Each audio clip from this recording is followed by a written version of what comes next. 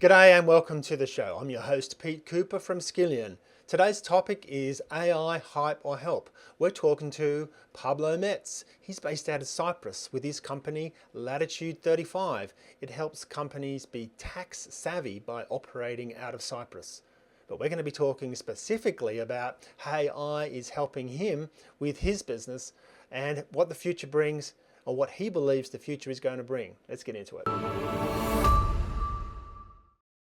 So welcome, Pablo. Welcome to the podcast. And we've known each other through a network that we work with, and you're one of our early volunteers to be on the podcast. And thank you for joining us. We're going to be talking about AI. Is it hype or help? But first of all, I'd like to hear a little bit about you and your business. Then we can start talking about how AI is impacting you. Well, hello, Pete, and thank you very much for inviting me to this podcast. Surely I was the first one to put my hand up on that opportunity, so thanks for that. So, look, I am the CEO of Latitude 35, which is a company that helps business owners residing in high-tax countries to open up company in Cyprus and enjoy the low tax jurisdiction that is here in Cyprus, all legally under the EU umbrella. Basically, that's what Latitude 35 does. And of course, once those owners have business owners have saved quite a lot of their money in taxes here, we help them invest that money into strategies that work for them. Nice. So did you move to Cyprus for the tax advantages, or did you move to Cyprus and then realize the tax advantages? How did that come about? That is a good question. So I was living here back in the 90s when Cyprus had a special tax regime for shipping companies where they were charging 2.5% at the time. And so I already knew the favorable tax structure that Cyprus had, but at that time, they were not in the EU, so it was a bit of it was a fiscal paradise more than a low tax country, if you know what I mean. So then I moved to Canada, where taxes are extremely high. Let me tell you, weather is not very cooperating either, and so I decided enough of the climate, enough of the taxes. And let me go back to a little Mediterranean paradise where I can enjoy 330 sunny days per year and then get 12.5% corporate tax, as well as 0% dividend tax. And hey, I mean, it cannot get any better than this. Wow, that's amazing. So fantastic. So, I mean, Cyprus isn't perhaps on the top of everyone's mind. Maybe just some headlines for us, so we can get where is it? What's nice about it? Why would I come to Cyprus other than for tax? So Cyprus is a Mediterranean island that is basically located in between, I'd say, Turkey, Lebanon, Israel, Syria. It's a Greek island, so it's well, actually the island is divided into two. The north, which is the Turkish part, and the south, which is the Greek part. The Greek nation part is about 2/3 of the island, and so it's your typical Eastern Mediterranean island, which has again amazing weather. The produce here is fresh. You have fish, you have sea, you have. I mean, it's just an absolute paradise of an island, right? So it gets a lot of tourism. I think actually they get about 3 or 4 times their population in tourism per year. So it's really quite amazing. Yeah. And it is growing because it's relatively cheap compared to other countries in the area, and so they are really, really pushing for more and more tourists. So it's becoming a very popular place. So is Cyprus is it the Minoans, or one of those very early Bronze Age civilizations? Was that Cyprus, or am I getting that mixed up? No, absolutely. Yeah. And, this island actually has a heck of a history. It has been invaded by everybody and their brother. I mean, everybody has invaded because it has a very geopolitical. It's a very important geopolitical spot. You have the Suez Canal not very far away. Again, you can take a plane and you're in 15 minutes. You're in Tel Aviv, or in Beirut, or in Damascus. In 1 hour, you're in Athens. It's very, very strategically located here in the Eastern Mediterranean, right? So it has been invaded by everybody. Whether the Byzantine Empire, the Greeks, the Romans, the Phoenicians, even the Venetians were also invaded. So I mean, everybody and their mother invaded Cyprus in a way, right? Because of the importance of the location. So Well, you've sold yeah. me on coming down there. So I guess it's a big undertaking to move personally. But it sounds to me like you could actually move the company's head office and get some of those advantages. Is that what, or does the founder or does somebody for the company actually have to move to Cyprus? Well, that's one of the beauties, and one of the reasons I founded Latitude 35 was just to make it easy for business owners to be able to establish a company in Cyprus without having to go to like 10 different parties to set up, whether it's accounting or audit or legal or immigration or you name it, right? So you don't have to actually be physically in Cyprus to own a company in Cyprus and to take advantage of the low taxation of Cyprus. You just need a company like mine that will actually make it happen for you by offering local directors that will make the company local. Plus, of course, there's a certain process and procedure that we need to talk about with the business owners to actually pass part of the business to the company in Cyprus. I mean, it cannot just be a paper company. It has to have substance here in Cyprus, right? To make it legit and to be able to enjoy that tax bracket. All right. Well, this is great. So let's switch on to the sort of topic of the day. Is there anything that you're seeing that you're using right now in the space of AI that's either helping your job or helping your clients? So I have to tell you, I'm a bit green in the AI world, but I do use a couple of AI platforms that have helped me very much in doing research. Research in terms of what countries offer what, under what circumstances, get summaries of the most important tax law topics of each country so that I can actually give a very informed decision to my clients whenever they come and ask me, right? Of course, I do try to compare and make sure that the information I'm getting is actually correct. So I do check. And I have to say that I would say 99% of the time is pretty good. Like I hear people saying, "Oh, you should check AI because sometimes it's not really accurate." I have to say that I haven't.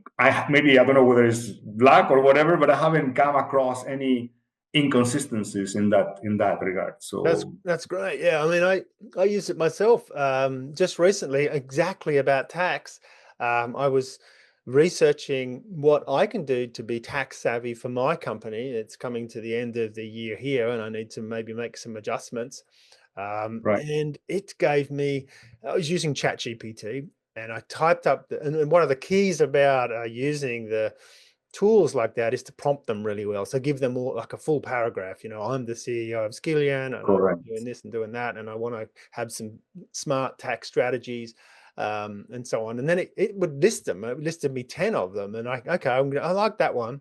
And then it was actually giving me links to legitimate websites that correct. take me across. And this is quite new in at least in ChatGPT, where it's actually grounding you down in some third-party evidence on a website. And I found that really helpful because then I could, like you Absolutely. said, I can I agree. legitimize it. It's not just hallucinating. It's actually giving you a reference, a little bit like in engineering, we call it a peer review. There's a third party out there you can reference. Yeah. Absolutely, I agree 100%. Absolutely, yes, yes. Yeah. Yeah. Another topic I use it quite a bit also is to make for me a structure of um, of a blog on a certain topic, Hmm. just the structure. Because I mean I can of course let him do the blog too. I mean they can do the whole thing, right? But I find that still there is this human component that I like to give to my articles and my blogs, and so I don't let ChatGPT do the whole thing. But the way the structure is done, I like it a lot because it kind of grounds me, and it focus. I can focus exactly on how to go about it, and I Yes. think that's a great strategy as well Well, from ChatGPT. Pablo, I'm the same. I use it too to help structure my written language. I was never good at writing essays at school or even writing emails at work, and I think that worked to my disadvantage. I was okay talking to people, and I think my success was through that. But when I had to go and write something, everything would get in the way: my spelling, my grammar, my structure. And these tools give you all of that. And it's given me like a superpower because I've got the ideas.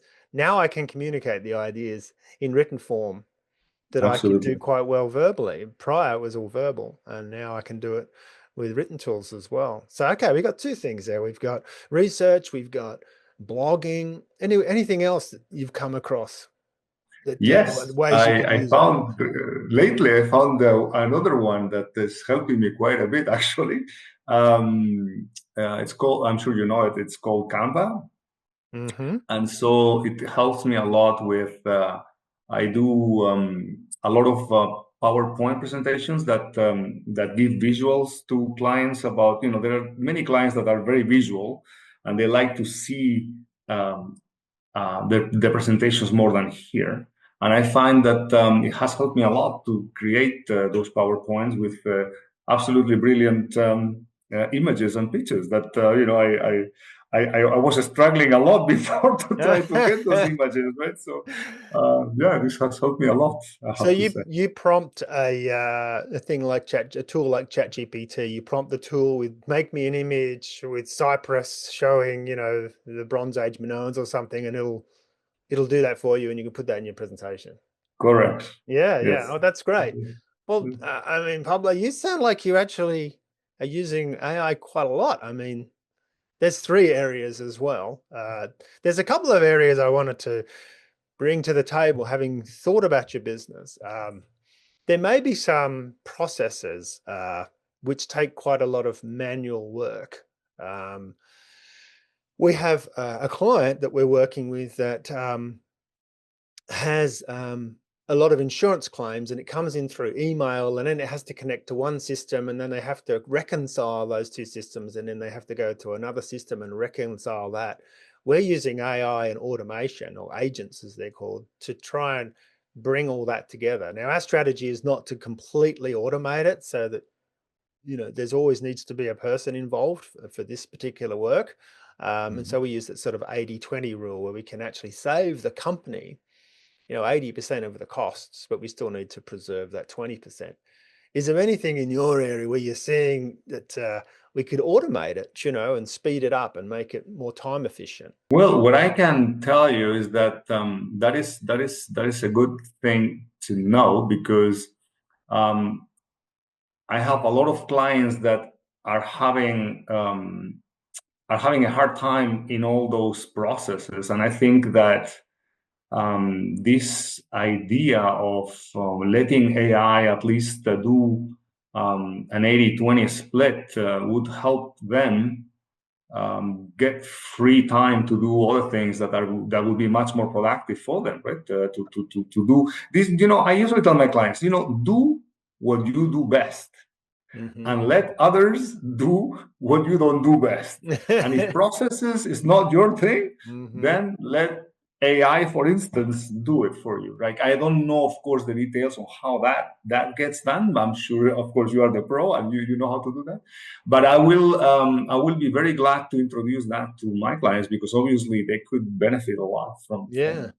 such All right. things. Yeah, Well, yeah, that's yeah, yeah. great. That's a great lead for us. And um, so just to sort of tell you kind of a little bit more how it works, out there in the internet, there are things called APIs, which basically, if you want to talk to some system, there's an interface called an API, and we talk to that API interface, and then we create the AI to do that talking between one API and the other API, and it says, okay, give me your emails, and this one says, give me your the records for that invoice, and then it ties the two together. And the way we've solved that problem and keep the people in the loop is that we pull all that information and then we put buttons down the bottom that says, does this look right to you? I mean, is this approved or is this rejected? Now, are you familiar with QuickBooks? Yes. Yes. So that when you do Yes. the reconciliation in QuickBooks, it's got that little match button. Now, Yes. Yes. Yes. that's the philosophy, right? We just make sure the person still signs Okay. off. Okay. Yeah. I see what you mean. Yeah. Yeah. So that's how we're going with it. We like to keep people involved and make sure that AI doesn't take over the world. And that's Yeah. one way we can do that, is to keep people in the loop. So that's one thing. Okay, so another thought that came to mind was a chatbot, right? Hmm. Hmm. So as you're presenting Cyprus and your business latitude 35, and that's 35 latitude, right? Latitude 35. Yeah, that would That's be where the Cyprus is. geographical point of Cyprus. Yes. Okay. Yes. Yeah, I'm sure the listeners figured that out before I did, but I'll get it in there, right? ChatGPT figured it out. Yeah. But Yes. I got it. Well, interesting. Sydney is 34. I don't know whether you know that. Yes. 34. It's only 1 degree away, but on the other side of the funny thing about that. I was watching a movie last night and he was saying, oh, I know we're in the Northern Hemisphere because the water goes down the sea Yeah.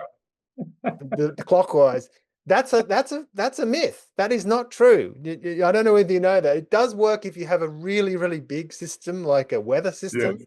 And I believe it's possible to make something big enough, like a size of a swimming pool, but not in a bowl. No, Not in a sink. I Yeah. So checked. sorry, back to my point about the chatbots. We have a few chatbots, and they help answer questions quickly. When people come to your website, you can kind of have an engagement where you can do a quick way. They can ask you quick questions, and they can give quick answers. Even if it's just like, who is the CEO of Latitude 35, and it'll give you the answer. And how can I contact them? Because I don't know about you, but often when I'm searching on the web, finding the contact information for someone can be the most challenging part. Like, there's nothing on a website, you have to submit a Mm. ticket, all those sorts of things. So the chatbot can just, I guess, can really help your clients get contact with you really quickly. And, that can be the deal maker in some cases. Absolutely, yes. And not only that, they can ask questions about, I'm sitting here in Germany and I'd like, I'm sitting here in Frankfurt, Germany, and I'd like to know how much would I save if I was to open up in a company in Cyprus, and the chatbot would reply back, okay, give me some more information, and maybe it can already guide them in the right direction. With the final contact our Yes. CEO Yes. Pablo Metz for further information. No, I think that is the way to go, Pete, and I think that I have already been thinking of it because I came across chatbots in certain websites, many websites actually. They already said, "Hey, can I help you?" Or "My name is Lily," whatever. And I Yes. think that is very cute, and I think this is actually very nice. Yes. I find it very nice. Yeah. Yes, And I and think so I that think it can also yeah, help you on the other side. So if your clients are interacting and they're starting to probe questions, we could set up an automation, or AI could set up an automation that serves you up all of the stuff that they've been researching, and also does a little bit of research on them and presents that to you like ready to go. ah, So that as soon as you making contact, you've got all the history there, and Pablo, you've been in business for long enough to know that it's selling the solution, right? But to sell the correct. solution, you've got to know the problem. So you can infer the problem and then you can sell the solution. And you're halfway there if you can make that connection. All right, so let's go up a level now and talk about AI in general. Where do you think it's going, Pablo? Where do you think we're going to be in, say, 5 years with AI? I don't know where we're gonna be, but I know where I would like to be. Okay. I have to tell you, I know that there is a big part of the population that are have all these fears about AI, and I know that there could be some substance on that. I'm not sure. I am all excited about it. I think that this is fantastic. I mean, to have all that information at your fingertips, I think is phenomenal because it will help us save so much time, and we would be able to continue doing whatever we are doing. And yes, there will be people that will, I guess, get affected and jobs will be lost, but I think that many other jobs will be created, and I think it's fantastic for humankind. I'm totally pro AI. I have to tell Oh, you. good, good, good. I have no fear, and I think that everything has a risk. Everything. Yes, Even yes. today, even if we had no AI, right? So I think that the pros are way better than the cons in this case, in my opinion. Okay. Yeah. Well, Pablo, do Yeah. you have any questions or comments you'd like to share with me and the audience today? Well, I wanted to ask you, talking about the chatbots. I know maybe this is a bit technical or not, but how would you then, when you create a chatbot for a company on a website, do you then, once this chatbot is created or programmed, or do you then contact the website people and put it together with them, or how does that work exactly? Yeah, so we need access to as if you were a web developer, right? We would need Yeah. access to the platform that it's built on and to go in through there. Um, so yeah, we need access to the tools, and then we build the chatbot on top of the website. So in that sense, it's the same access that you would have or you would give to us as if you was a web developer. And then we usually hand it all back over. So we go hands off, and you're running on your own. If we need to come back in, then we can do that. But we don't like to And sort of have lots of passwords for lots of our clients. Obviously, we like to sort of come in, do our bit, and then hand it all back over. Yeah. And let me ask you then, can I then set up the parameters with you as to what I want the chatbot to reply to and what not? Like, for example, would I be able to say, I want you to reply to whatever information you find on my website and on my website only, without getting out there and start to become, you know, or will in time this chatbot learn patterns and stuff like that that can help me perhaps expand those parameters, or how do Yeah. you?